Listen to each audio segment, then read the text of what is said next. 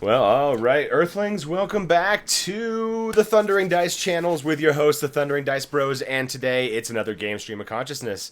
We'll see what we're going to talk about. As you know, we roll the dice and let our comments flow where they may.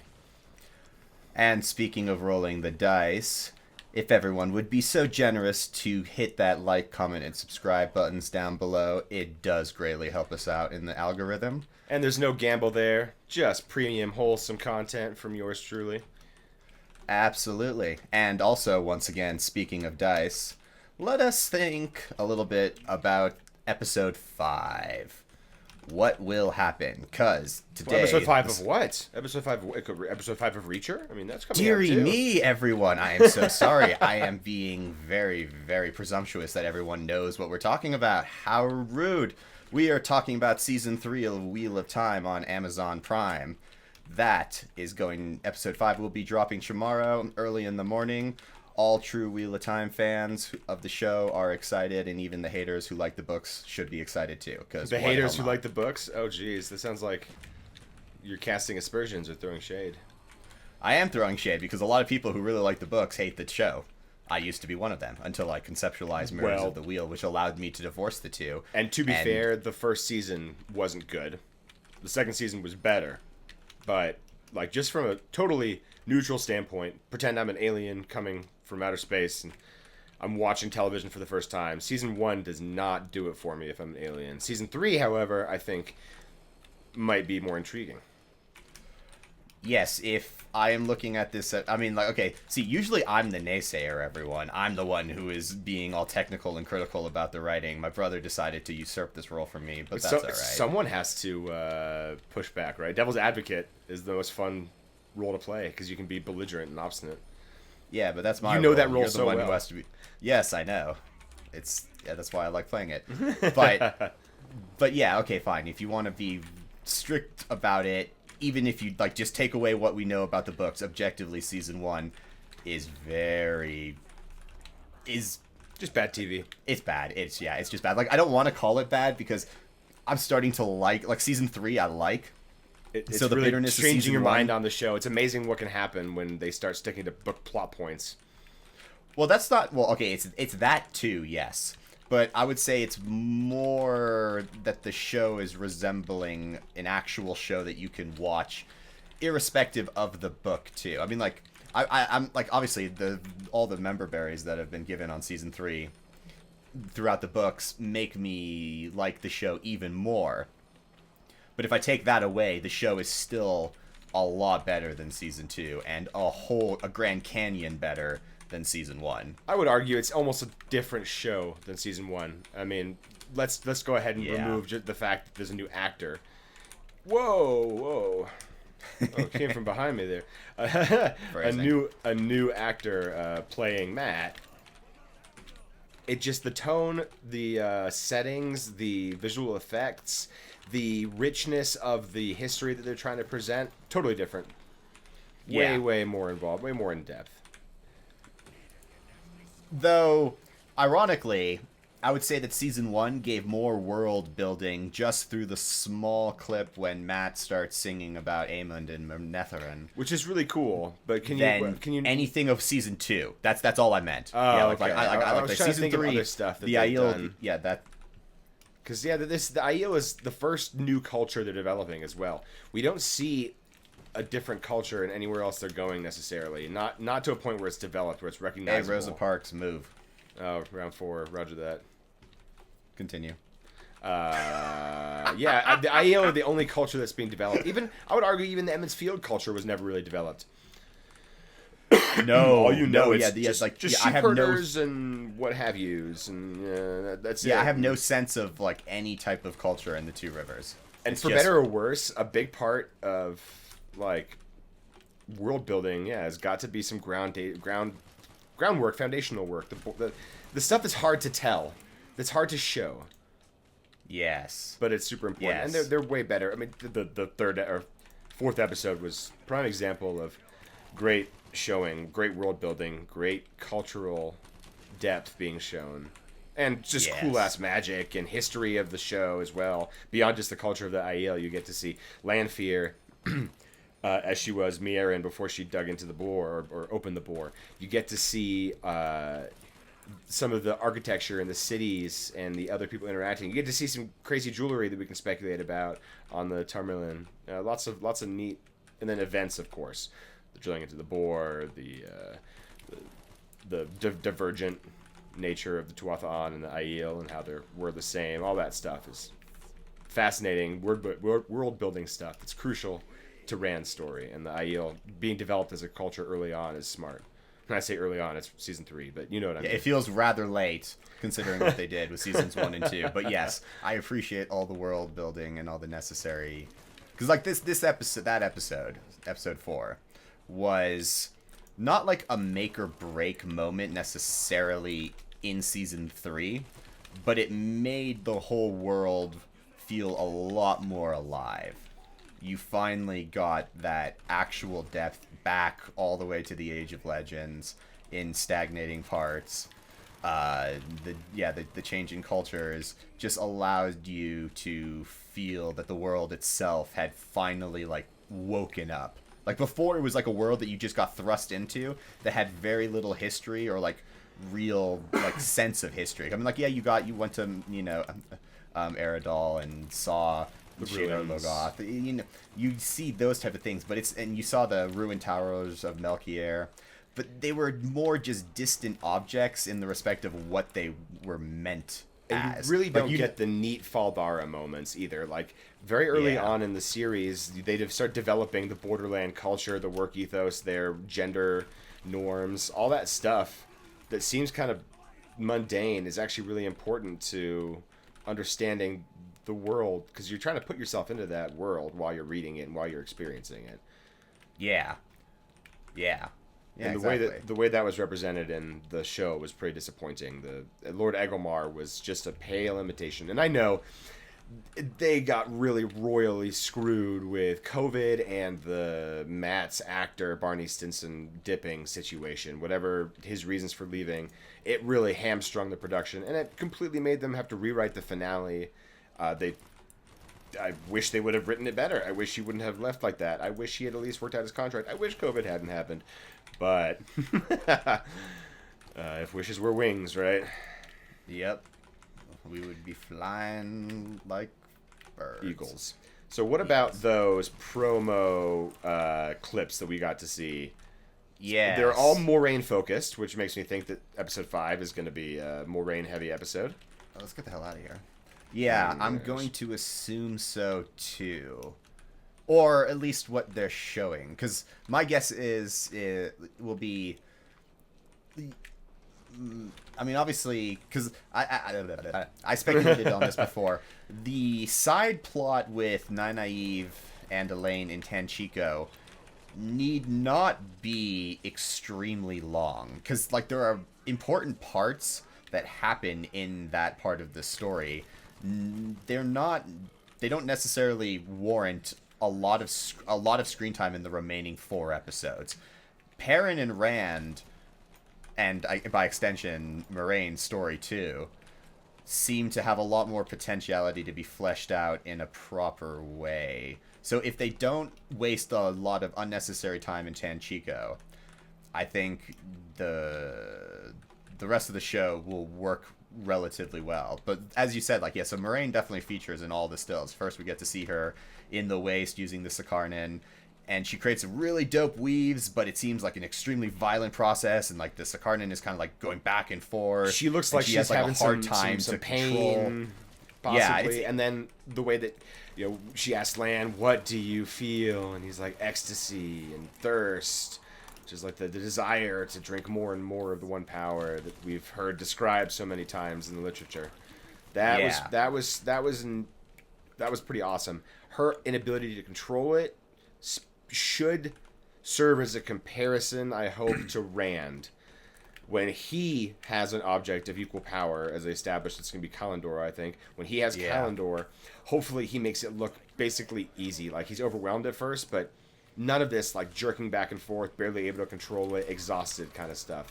And it's also like, and this would also be a prime example of the difference between the two sides. The females have to surrender to the river, the males have to grab it and force it to do what they want, which in my interpretation means that men would have an easier time with a torrent of power than women would, because the Sicardian is the most powerful. Yeah, this is the most powerful song reel ever made. So when she finally uses it, she's absolutely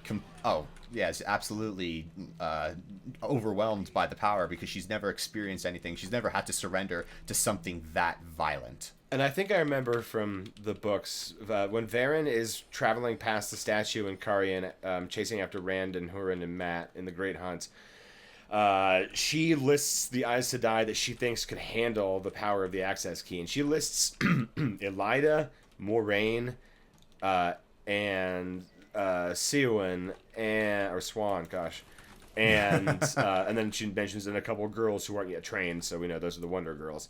So It sounds like Moiraine is sort of would be able to control it, but at the very edge of her limits, because we know Egwene is much stronger than Moiraine, and Nynaeve is like 4 times stronger than Egwene, or something ridiculous. I know in the companion it's laid out.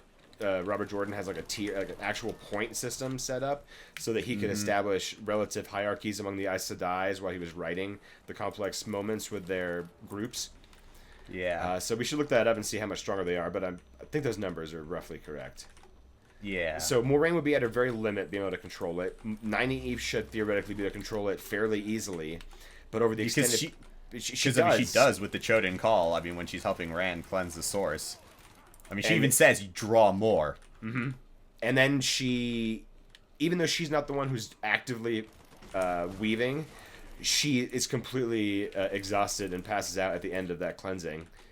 Yeah. And to Rand the point where is she actually somehow tries, not, and the Choden Call actually melts, but the male doesn't, which makes me think that Rand still had a finer deal of control, greater deal of control than Nynaeve did. And then by extension, much greater than what Moiraine should have had. Oh, that's a long way of saying it should serve as one point of comparison to show us how strong Rand is. Yes, absolutely. And then to the second clip of her and Siuan in the fish hut. Oh, okay. Saying... Before we do that, let's go back to the first clip real quick. What was she doing? Oh, yeah, that's true. Yeah, that's right. Because she creates these beautiful weaves, and then basically, like nothing happens. You don't see like a giant pillar of whatever come out of the sky. You don't see like a river suddenly appear. You don't see like the power just like crescendos and then vanishes, which I disliked because I was expecting something to happen. It's like, and also the power has to be used for something. You can't just hold on to it and then drink that much and not do something with it. Like, Rand says I know very early in the book. Yeah, exactly. And I know obviously the books and the show aren't the same thing, but the power structure is generally, the way the power works should be relatively consistent with what's laid out in the book, I think it is for the most part so far. Minus the fact that you can burn yourself out linked. That was weird. Yeah, I don't know what the necessity for that was. It's never been referenced since. And since we're talking about song reels and stuff, we don't know if their barriers are also active. Because song reels have laws in it to themselves too about what they can do. Yeah. Oh, some of them are buffered, some of them aren't. Like Kalendor, I don't think is buffered, is it? You can draw it until you burn yourself out through Kalendor. I'm pretty sure, yeah. Okay. It's never stated, I'm pretty sure, like, exactly, but, like, I don't remember it ever saying that it is buffered. And I don't remember if the Choden Call are or not, but I seem to remember they are buffered. And that, like, as long as you can actually physically use it, you're probably okay. No, like Moiraine... No. But would it be... No, I don't think they are buffered, just because of at the very end, like, the way Rand turns into Zen Rand, taking all that power and shit like that, and more...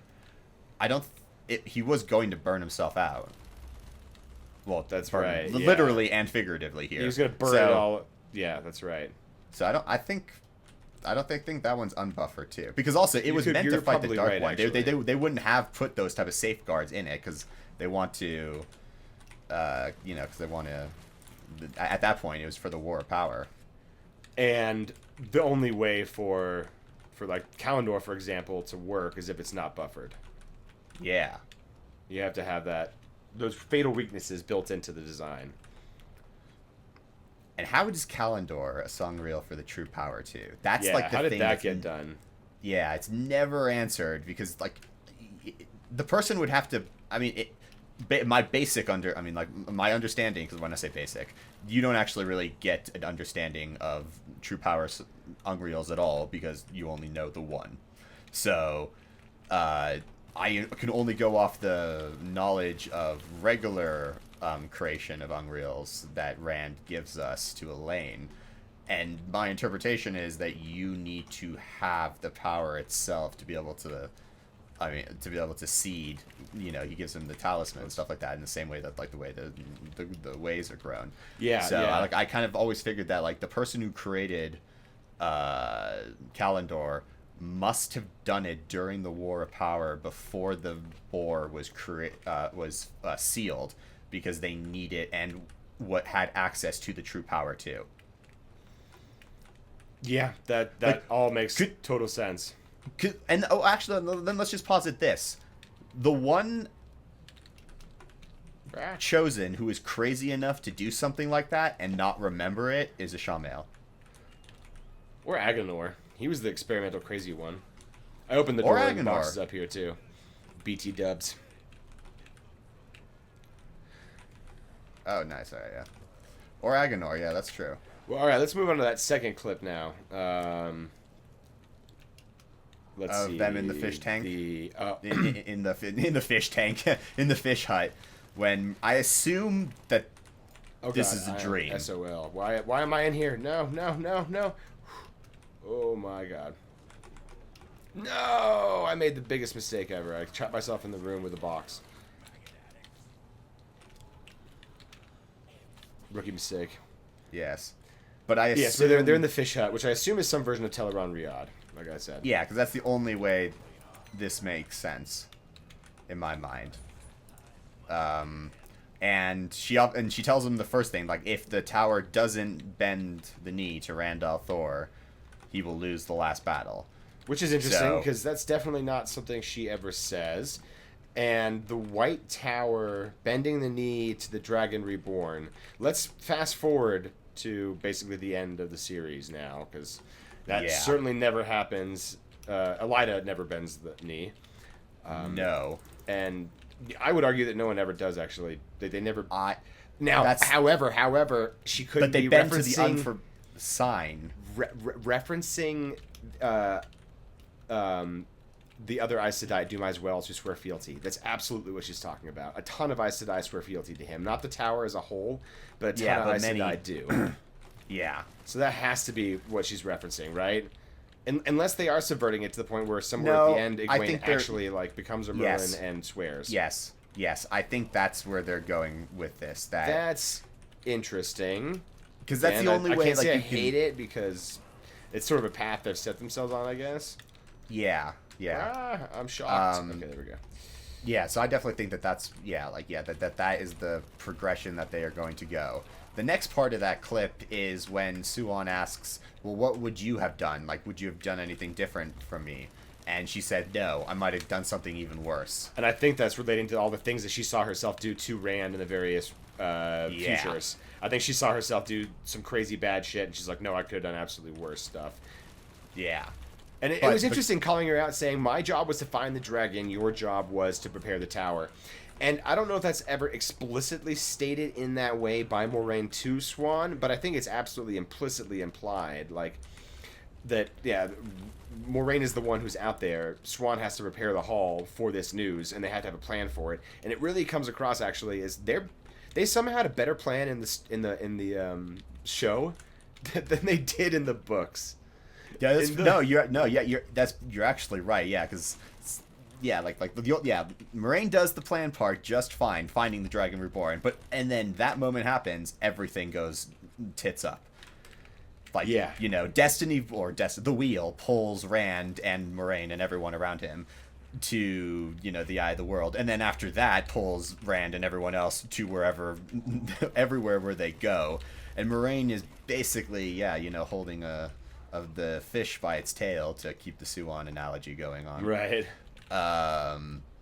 Yeah, and it all works out in the end more by like luck than any real planning on anyone's part. Like even Rand's schemes mostly go to no avail, and until the very end. I mean, his political schemes generally work. He's able to maneuver politicians towards and around himself and against each other, and move pieces where they need to be fairly well. The only major noble rebellion that he had is High Lord Darlin, who isn't so much doubting Rand's dragonhood so much as his sanity. And he's worried that he's going to lead his country to ruin.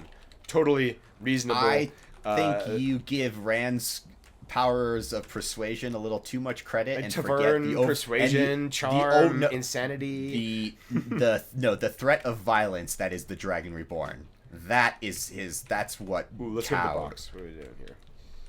Yeah, that's what cowed. Oh wait, that's the wrong way. Let's just go the opposite, the long way.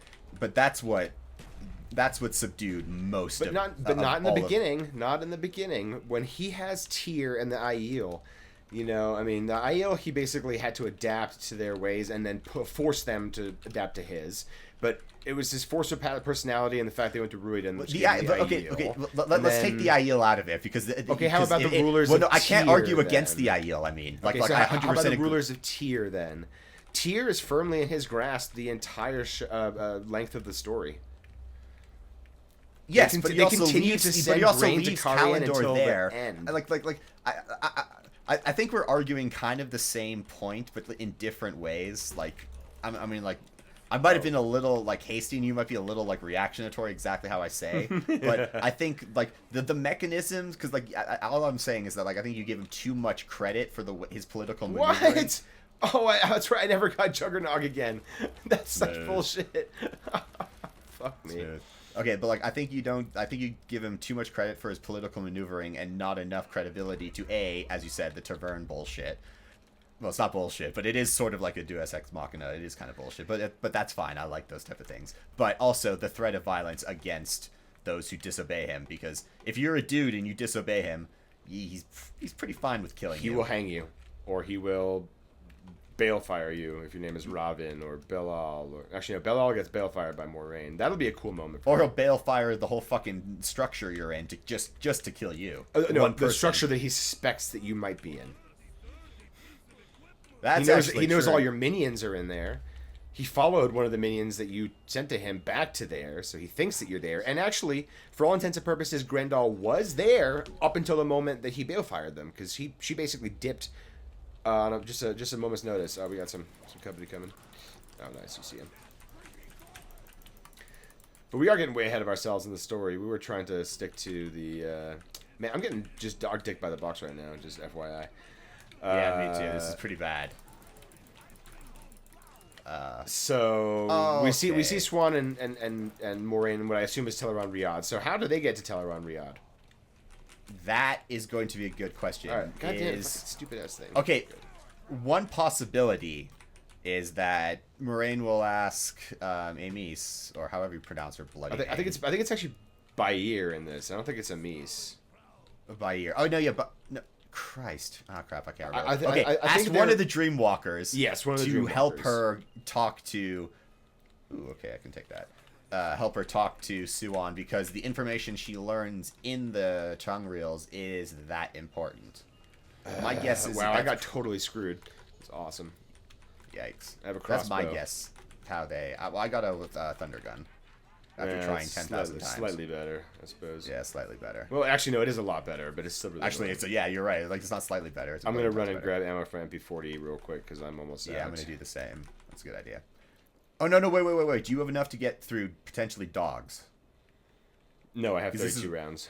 Then never mind. I think I'm going to hold on. Okay, but, like, so my guess, that's probably how they'll, like, meet up. Now, the interesting thing, I think, that they didn't show, and obviously this was intentional, does Siuan get to learn that Moiraine knows that she has to die? That was the second thing that she was hinting at in that clip, I'm sure. And when Siuan said, that's not fair, you have to tell me, and Moiraine deflects and bitches about her not doing her part of the plan. Exactly. I think at some point the resolution is going to come out, and she's going to say that she has to die for Rand to survive, or she has to or words, maybe not die, but she'll be like, I saw myself sacrificing myself. I saw myself in Lanfear. I saw me sacrificing myself to take her away from Rand. And if I didn't do this, I saw Lanfear controlling him. And then when I next saw Rand, he answered to Lews Therin, or words to that effect, something epic and evil sounding like that. Maybe, maybe if there's time for that kind of exposition. Yeah. You know, it's ironic though, that statement, because he actually does answer to Lews Therin many times when Matt's like, Rand. Yeah. Lews Therin. That part shit, in the waist. Did you just read that? No. But when you just said that, it reminded you of it. That's actually when he meets Melindhra, which has been changed to Melindhra, the refugee Malkiri who went to the Waste and is actually a Dark Friend. Well, we don't know that yet. If they follow the same plot. I mean, I don't know why you assume so. But I hope she doesn't, start banging Lan, because that's not really in character for what I thought Lan would be. I don't think he's really the philandering type. I think he's pretty well committed to Nynaeve. Speaking of Lan, you're right. Yeah, he is. But I really hope that when Moiraine does shuffle off her mortal coil for a few seasons, that they don't have the Bond bollocks go to whoever the other Aes Sedai is, and just goes straight to Nynaeve. Because that is not an input. Like honestly, like that side plot with him is completely useless. It does nothing for the story. It's just kind of. I mean, it keeps him alive, but you know what I mean. Like, here's what it doesn't it does. drive from the main character. It gives you more of what you would call world building, Ian. This is just more of the character details for characters that we like. That isn't. You're right. It doesn't drive the plot as much as other things do, but I like that Jordan sometimes has things that are just there to provide depth of character, context of scenery, and overall vibe of being real, and then not letting us forget about characters that we've grown attached to as well. So yeah, I mean, I don't disagree necessarily with anything you said, but do please explain to me what that has to do with what I said. Well, I'm saying you said that part with Lan and Morel isn't necessary. You hope they don't do it, and it doesn't drive the plot forward. Well, no, okay, when I say isn't necessary to the plot, I don't mean it doesn't. It furthers the plot with the world building. I agree, but it doesn't change anything that Nynaeve does. It doesn't change anything. Well, no, okay, yeah, but all I was saying is this is why it was in. Why I thought it was in there. It wasn't like a condemnation of your point. Yeah, I agree. It's one of those things that's probably superfluous to include. Yeah, in the TV show, I don't think they should include it, or if they do, a really abridged version. And the same thing with Nynaeve's block needs to be resolved earlier than it is in the series. Yes, like absolutely. Ideally, it's resolved in this season. It has to, or I don't know if I mean, my guess is in this season, yeah, just because she's so weak in season 3, she hasn't been able to channel once. Has she channeled? I don't think so. I don't think so. It opens up with her trying to, and then getting smashed in the head with a brick. Or and she doesn't channel. Yeah, that's right. And then she's not even able to embrace the source with the Gray Man attacks, which is really weird. I don't get that. Your life is so much in danger at that point, and you can't do it. That makes no sense. Yeah, but, okay. The block is a lot easier for Nynaeve to overcome in the book. Not overcome as in get rid of completely, but you know what I mean. She adapts to she hulks out all the time. My secret is I'm always angry. That's her trick, and it works. Yeah. It just makes her into a total raging asshole sometimes. Yeah. All love to Nynaeve, one of my favorite characters, but man, she has parts that are just frustrating. Yeah, everything in Tanchico, because that's the point. That's where I'm rereading right now, everyone. The funny thing is Elaine and Nynaeve's disposition has been changed in the TV show. So Elaine is the bitchy one, always making these snide little jabs at everyone. And Nynaeve has decided to adopt the more chill, reasonable character instead of how it is in the book, where Nynaeve is the one who is being an absolute, let's just say, needler. Yeah, and a lot of no good reason, and Elaine is chill. So this is an interesting reversal too. And while it seems that way right now, my assumption is it's going to eventually sort of shift a little bit, because Nynaeve hasn't been featured all that much when you think about it in this season so far, has she? She hasn't had any like big character moments, big like, and certainly no, power up revelation adversity moments really. She's just kind of there right now, and she's gonna have a moment, and I think that's gonna be in Tachiko with Moghedien, and that might be a good place for her to break the block. Like her life is in danger, so instead of just making it an anger issue, like it has to be something impactful. She has to be healing someone, or her life has to be in danger. That could be a good interpretation of it. You hit it on the you've hit the sentiment on the head, but I think I think maybe the objective is wrong. The healing part, and when I mean healing part, actually I mean protecting part. When she when she finds, let's just say, however let's go down, like, I don't know, like how it'll like how you'll resolve like the Leandrin part and stuff like that. But I could see a scenario.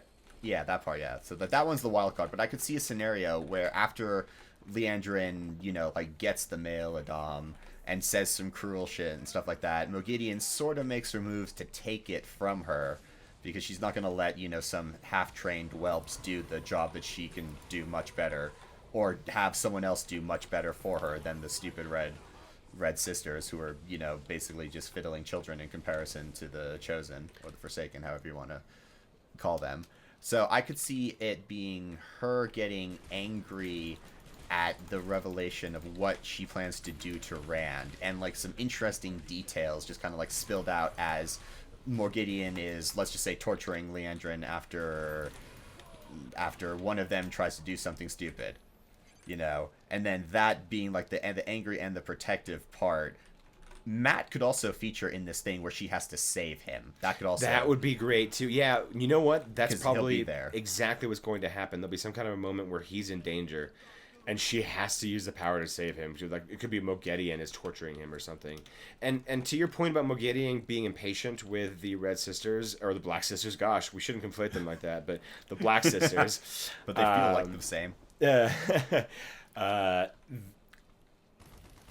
She likes to operate from the spiders, and she likes to manipulate people into doing things for her. So I am inclined to believe that she's going to continue her manipulation from the shadows first, and then she will eventually go, just like in the book, to the Punarch's Palace Museum by herself and grab it, and that's when the confrontation will happen, hopefully.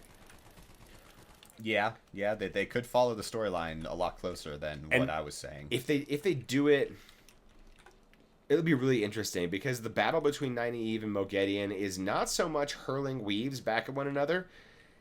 It's just trying to shield each other. Yeah, all they're trying to do is, like, each one has a shield or a block, or in both cases, actually, Nynaeve wanted to sever Moghedien. She's disappointed that the edge of her shield was dulled, so instead of severing or stilling, she's only blocked. Yeah, she's blocked her. And then she holds her in a weave of air as Jade goes fruitcake with the balefire. That's going to be nuts. So that whole scene could be really cool, but it's really going to be hard to visualize just two women staring at each other and trying to shield each other. I'm interested. The weaves, the VFX budget is definitely there this season. I'm thinking that they'll be able to pull it off. And I could see, and I have an idea of how you would, or at least how I would animate two women trying to shield each other based on the animation we've seen already. Almost and like how a cage. how you could show different threads of power going like around each other and trying to shore up different parts of the shield. I'm trying to drink water. This is the worst time possible. Whew, oh my god, I almost died. Yeah, with like interesting, like you could kind of make like the web that gets thrown around Siuan at the very beginning episode of season 3 looks sort of like an actual web, like spider web. So you could have something akin to that on both of them, with links flowing between like each one. Like there's there's threads going from Nynaeve's from Nynaeve to her shield, or to her stilling and shield, however thing, and then Moghedien like exactly like weaves going from hers to Nynaeve's shield and stuff like that, and the power balance pulsing between the two as they try to like shore up different parts that the others that the woman is slowly ebbing away at. So I can totally see how that would work really well. I like that idea. That'll be cool. If we see it that way, it may be totally different than that, and it could be that the block just continues. It could be one of those frustrating things about the show that they're gonna stretch that on until a whole nother like season moment. Maybe they don't want to crowd the rest of the season with triumphant moments. Who knows? I don't know. So far, there hasn't been really any triumphant moment. There could be a lot stacked at the end, though. Let's think. Rand announces himself to the Aiel. Does he also then go to Ruiden and fight Asmodean and then claim something there, or just get a teacher? Does that happen? Because there's no chosen call for him to get. There are no so like those would be the whole courtyard wasn't even full of Ungreals. It was just an empty place. Yeah. Beyond the pillars. So who knows what they'll do about that? So that may not even be a thing. It may not be a fight with Asmodean. I'm not sure how. Yeah, his triumph could just be announcing himself at Arcaer Dal, but that's a little, I don't know. It's not quite awesome enough for Rand right now. Like, he needs some bigger moments than that. He needs a battle with a Forsaken where he owns the Forsaken. Yeah, I don't see. He hasn't done it yet. I think. Not really. I mean, kind of. He stabbed Ishamael, which is dope, but dope, but like nowhere near as cool as it is. Oh man, just the way he does it at the end of the Great Hunt, where he remembers Lan's words. It's every man's choice when to sheath the sword. Sometimes finishing the fight is more important than your life. And then he grins sillily at Ishamael / Balsamon and invites him to stab him so that he can deliver a killing blow to him. That's such a cool moment. Yeah, it is really dope. So, yeah. And then, I mean, well, one thing we know for sure, because we've seen it in the trailer, is that the battle for the two rivers is looking like, from the small clips that we get to see, looking like it's going to be an interesting battle. Like, I think that is going to definitely feature heavily. Yeah. That's another one of those climax moments that we still have in the story. So we have the Tanshiko climax moment for Moghedien and Nynaeve and Egwene and Mat and Min. We're going to have the Emmons Field... Oh, so not Egwene, yeah. I'm thinking of the book. And she's not Tanshiko either. She's in the waist. You're right, sorry. Yeah. And then you've got the Perrin moment with Fail, etc. in Emmons Field. You have Rand declaring himself at Arcaer Dal. Rand revealing the secret of the Aiel to the Aiel, and then Rand fighting Asmodean and finding an object of power in Ruiden or some other story thing that happens there. Who knows what they come up with, if they come up with one. So those are the four really big points. I would argue Rand has like two basically. He's got the mini climax and he's got the final climax, the fight. Do you want to downplay one so that the other is bigger? Do you want to remove one so that you don't detract from one, so that every character group gets a satisfying season finale type moment? I think you can do both of Rand's moments, revealing... Oh my god, I am out of ammo. I am completely out of ammo. What am I doing? That's just baby town frolics here. Ooh, there we go. But I think you can have Rand reveal that where the Aiel came from and Karakara and stuff, all that type of goodness. But that is a lot of a lesser... Because, as soon as fighting breaks out, he basically dips and goes to fight Asmodean. Yeah. So, that's why I think, the Asmodean part is way more crucial. And especially considering what he does to Asmodean. He cuts him off from the Dark One. Yep. Something that everyone thought was impossible. So how do you... the Forsaken were like, what the hell? How was that? How Lanfear is shocked. So why do you... so here's just going to be the issue then. What is the motivation for the fight? What are they fighting about? In the book, it's really clear they're fighting... Well, Asmodean wants to Choden Kal, the most powerful Ungreal, so fantastic. Obvious motivation there. This one here, that isn't there. There's nothing for them as far as we know yet, so the fight has to be focused around something else. It could be as basic as Asmodean wanting to kill Rand, seizing an opportunity where he's at his mercy, sort of thing. Potentially. Or do they introduce something else that he wants there? And if so... Well, Oh, Well, god damn, I'm out of ammo again. Man, I'm so pissed at that box for just totally screwing me over. Well, they start out either episode... They start out episode 3 with the secret little clandestine meeting between Robin, Samael, and Lanfear, with Mogideon making a side entrance in the back that no one knows about except Robin. That's right. So they start out right. with that, and you get a sense of a plan formulating, and Lanfear says, I'm talking sense, and he's like, I'll think about it. So my guess is whatever their plot will be hatched somewhere along the line, because she even taunts Samael. I mean, like, I know she also sort of says that in the books, but not quite to the same degree. But in the TV shows, she says that, like, he'll start with you because you're the weakest. Well, I mean, technically, she's talking about, like, Mogideon, but she taunts him about being the weakest and stuff like that. You should kill these dudes so I can go pack a punch and not waste money on ammo on this gun. Yes. I am shooting them away. Yeah, I got 0 ammo. Oh, there's a fudging fire sale. Oh, that almost killed me. Oh, please say I can get a good gun. Whew. Oh, RPK, baby. Yeah, be good to me. Nice. Okay, I got a crap one from one of them.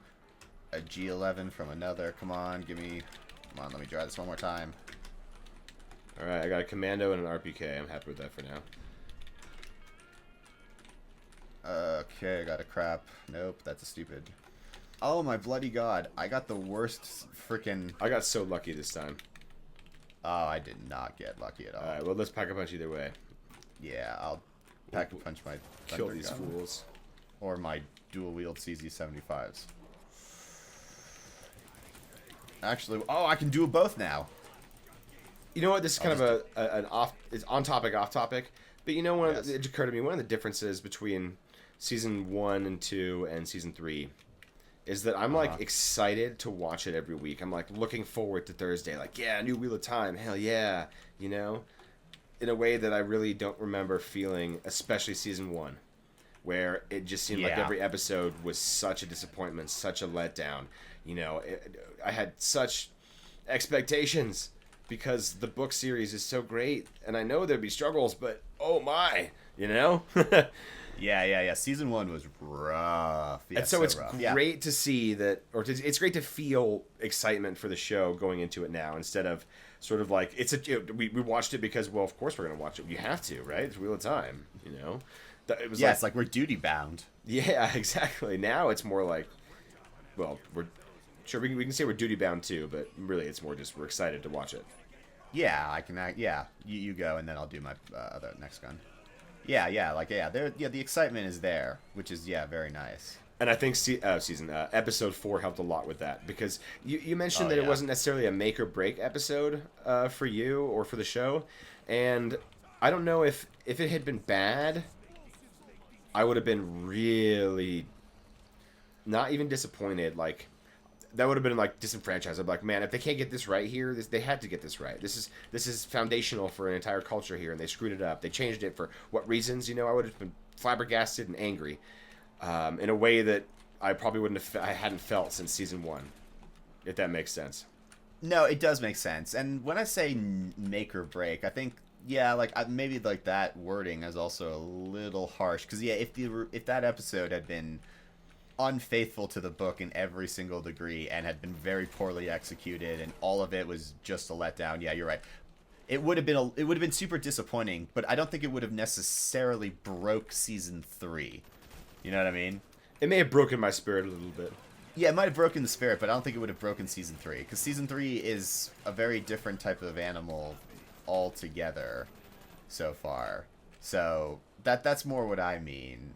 But you are right, though. Like, the fact that it was so excellent, and they did it they did the whole story justice, and I rewatched that episode again, and it's just as good the second time as it is the first time. Which is such an awesome thing, because rewatchability is such a rereadability and rewatchability. You know, The Wheel of Time might be one of the most rereadable book series, especially considering its ultimate length.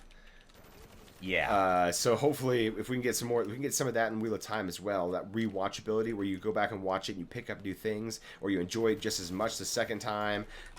That's so awesome. And I don't know about all our viewers, but there are some shows that I love to rewatch whenever. You know, if there's a Top Gear episode on, I will watch it. If there's a Babylon 5 episode on, I will watch it. You know, If stuff there's a like MASH that. episode on, I will watch it. Yeah, if there's a Futurama, yeah, we could keep going. But there are certain shows that are like that. You're always down to rewatch something about it, and If I there hope are- Wheel of Time gets to that point. Yeah, because like right now, I've rewatched season 1 probably like 3 times. And I guess actually, well, no, 4 probably if you consider the breakdown video that we did, because I had to rewind and get all the plot points because I couldn't remember. So I Yeah. guess, yeah, 4 times. But I wouldn't say that I enjoyed the experience greatly. Like, it wasn't bad, but if I hadn't been, sailing on the reef, it would have been extremely painful Yeah, for all those who get my drift. and it's well, I'm glad that there's such distance now between this time and the first season. Ironically, I know it sucks to think that 3 seasons took 5 years to make, but it does sort of let time heals all wounds. I'm willing to forgive. I'm willing to forget. If you can continue on what you're doing now in season 3 and continue out from here. No, time does not heal all wounds, and I am absolutely not willing to forgive some transgresses.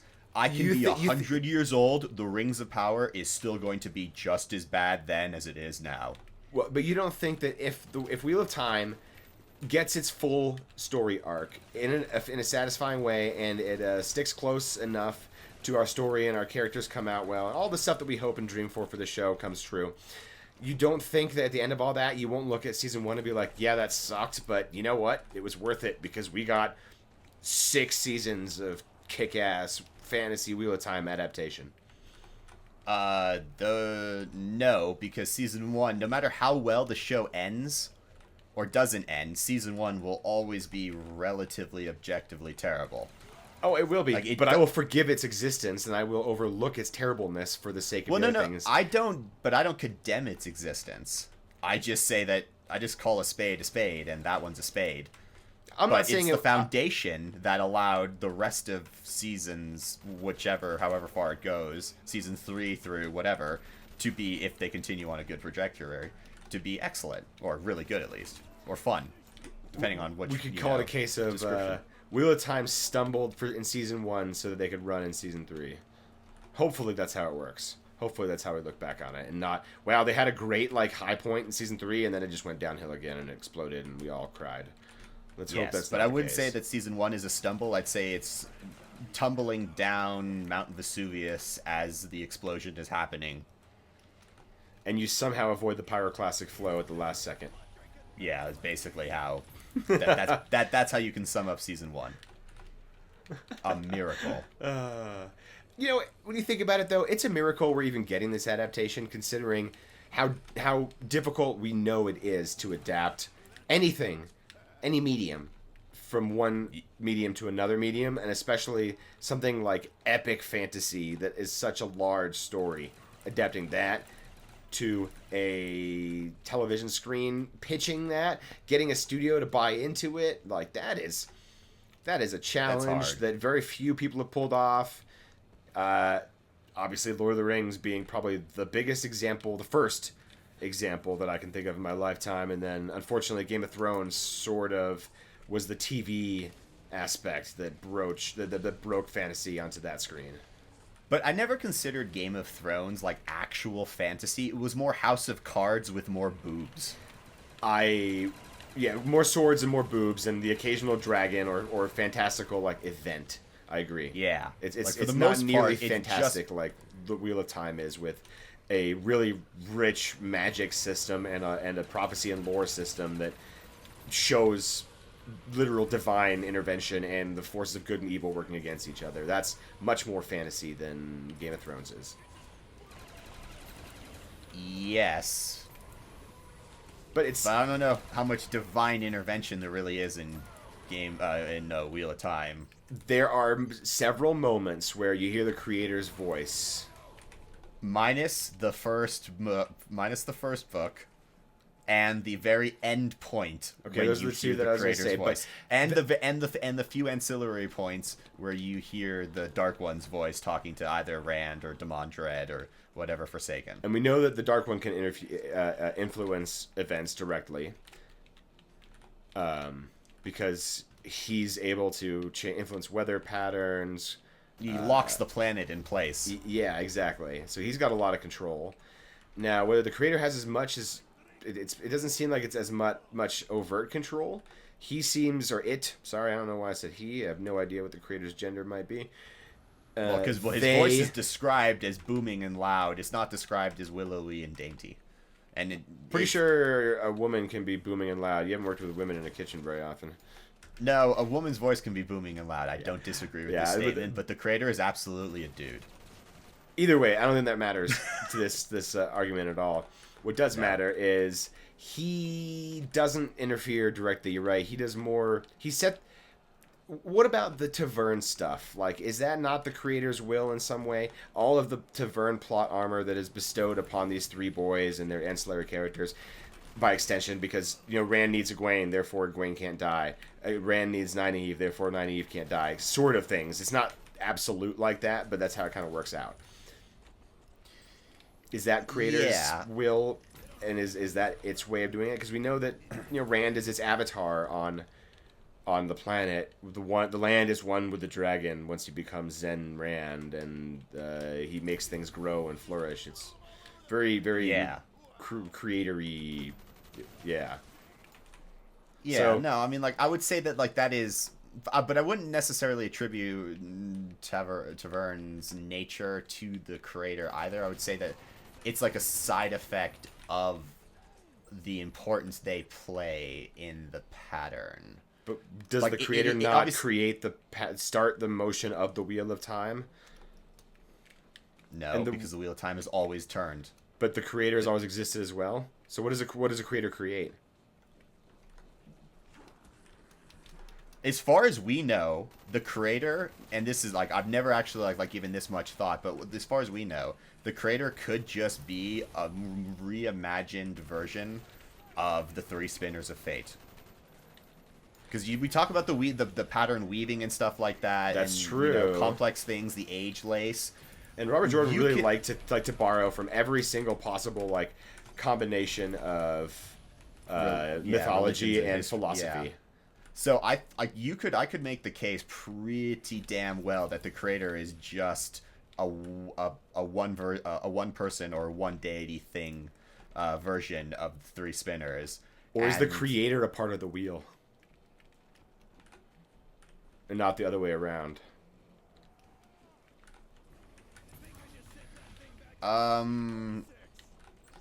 We're getting way too fucking meta here. Jesus Christ! Like this is some. You could construct. I think instead of saying part of the wheel, I would say that the creator is the wheel. He is the thing. Because if you want to, because he sort of deconstructs it to a little bit in this respect, because he says like Saidin and Saidar are the, you know, male and female halves of the true source, the force that turns the Wheel of Time itself. Yeah, could either say that he is the wheel turning, or it is the wheel, or he is the power that turns the wheel. Yeah, exactly. Like, depending on how you want to personify. You know, I think that's what it is, and I'm sure we'll have a commenter if they get this far into the video. I'm sure someone will actually confirm that the creator is like the engine that drives the wheel. Well, that's the one interpretation of the line of that one line. Yeah. Now, but here's the counter argument to this, and why this one doesn't make sense.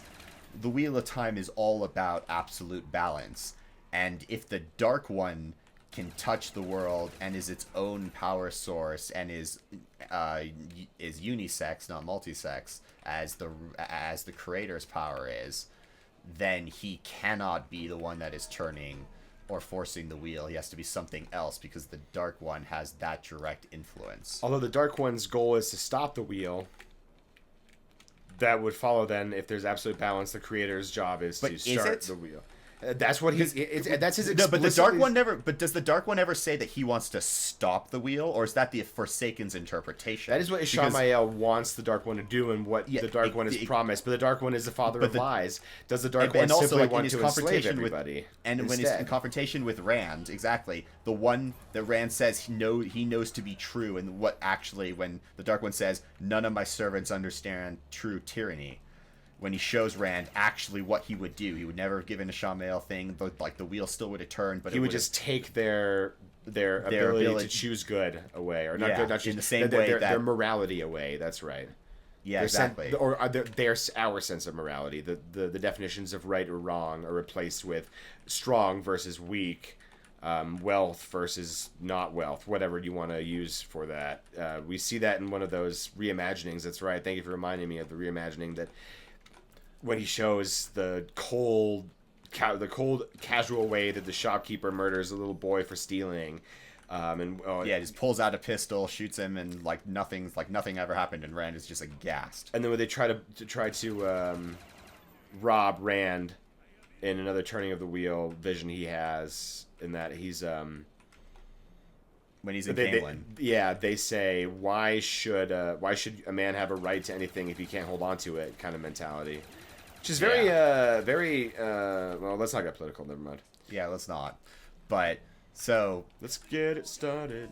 Whoa. So I guess this is a real. I mean, anyone who freaking made it this far, do comment about what you just listened to, because this is probably the most in-depth nerd philosophical thing I've ever had about Wheel of Time. And that's saying something, because before we started any kind of recording, Ian and I had some long talks about this, not this topic, but Wheel of Time, but the Wheel of Time as a whole. I mean, hell, if you want to talk about like some of our nerd topics about Wheel of Time that we talked about, I mean, just earlier today we were talking about Lanfear escaping the sphere as after the bore is opened, when the trippy little space station orb thing starts crashing down. We started wait, so what is the physics behind this, since it only has gravity to propel it downwards, and how large is it, and how high up was it, and what is the velocity it's attaining before it hits the ground, and how much force can be transferred to the occupants inside, and are the occupants inside cushioned, and is that cushioning made with the power? Is it like sweet foam, or is she just strapped into a captain's chair with a magic drill bit sticking out, or what's going on here? But yes, that's how we're in the weirdest place possible, at the gym, people just looking at us like, the fuck are these two talking about? What the hell? Oh, it's better than that. Absolutely better than that. It's like it was the most perfect conversation to not, and this is the time where I wish I was a telepath. Most of the time I don't wish I was a telepath, but during these conversations I want to know what other people are thinking who are listening, because it was a very quiet part of the gym and no one was talking, so it would have been rather funny to be like, oh, this chick thinks this person thinks that. Wow, these people are weird. What the hell are they talking about? I've never heard about this shit. Why are they bringing physics into a fantasy game? Yeah, why are they overthinking this? That's great. Well, we will know more about that, I will say tomorrow, since this is going to go up on Wednesday. So, yes. Of course, guys, look out for our instant hot takes and reactions like we like to do right afterwards, because we can't just discuss it amongst ourselves. We have to discuss it with you guys too in some capacity. And we have opinions, damn it. That's true. We got opinions, and we love to hear your opinions. Be it either telling us we don't understand simple storylines that even a 5-year-old can understand and the commenter just reveals their own ignorance, or be it our friendly absolute nerd who sort of sometimes makes us look like children when pointing out specific parts of our videos and the corresponding parts in the book series. Shout out to you. You know who you are. Absolutely love it. Continue doing it, it's Shawnee, I think is her name, right? Yeah, I know it starts with an S, but I can never, because it's one of those weird things and then ends with 5 different letters. You're like, there's no way in hell you needed that, because your name is so unique. Yeah, I'm pretty sure I could get my first and last name. You could get your first and last name as a straight up handle, and no one would have it. I'd be really surprised. Well, I know someone would have it because I have it. Yeah, so exactly, you can have your handle. Yeah, I'd be really surprised if someone else had it, or tried to get it in the future, or if there's anyone else in the world named that. How many people are called Gates McFadden? Probably more than one since the show premiered. I don't know why I decided just to go with her name. It is Like, it is an interesting name, honestly. Gates McFadden. I mean, McFadden is McFadden. That's just a name, but Gates. Yeah. What's the inspiration behind that? That's like, my name is Dor Jones. I read Elantris and I really liked it. I'm gonna name my son after a power system. Why are you named Lifelight? Don't worry about it. Oh, colors. That's some Elon. You know what I'm really grateful for? That Elon Musk is not a Wheel of Time fan. I'd be so sad if I had to hear him reference that and know that I had that in common with him. Sorry for politics. I just had to throw that out there. We'll get back to normal things. Yes. I just can't help but slip it in. I don't there know. once in a Like while. I don't know. Like, it wouldn't matter to me because like all people of all walks of life love Wheel of Time, and be it, you know, narcissistic billionaires to the lowliest, humblest private in the United States Marine Corps. That's a much We're better all way the of same. looking at it. Yep. I approve of this message.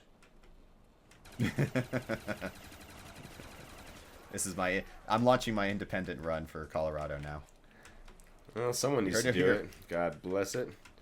Right? I'd be a great candidate. Oh no, wait! Now we're really going off of the shit. Like, let's just let's stick to the. This is lighthearted a stream of topics. consciousness, but let's keep it sort of in the same lane and not in other side of the, you know, sea. And remember, Earthlings, if you do want to actually hear about our super well-informed opinions about politics, news, current events, please do check out our other channel, the Thundering Dice Cast. The link to that is available on the channel page. Anyway, after that promo bump, back to you, Ian. Yes, absolutely. Now, adaptations, like you touched on this a little bit earlier about how hard it is to do an adaptation. And like Wheel of Time is probably the worst. All right, let's get up here. I need ammo really bad. Okay. Oh wait, this is not connected. Shit. Oh fuck. Nope. I don't have ammo for like either gun again. I don't think we've had any perks recently, have we? No, we really haven't. We've been I really... have two shots left for my Zeus cannon, and I'm on my last 1.5 clips. Oh shit, I'm for going the my wrong way. That was really dumb. Jame and Calamity. Let's go the long way around. Yeah. You can't repack a punch. No, but I haven't pack a punch my commando yet. Yeah, but I'm like running out of ammo on all of mine. I still need to do it. So if you want, are you gonna join me, or are you gonna hang out? Well, yeah, I'm just debating though if I should get rid of something and get like a wall gun. Get M16 maybe. That's probably the best idea. I'm gonna dump my Jane and Calamity.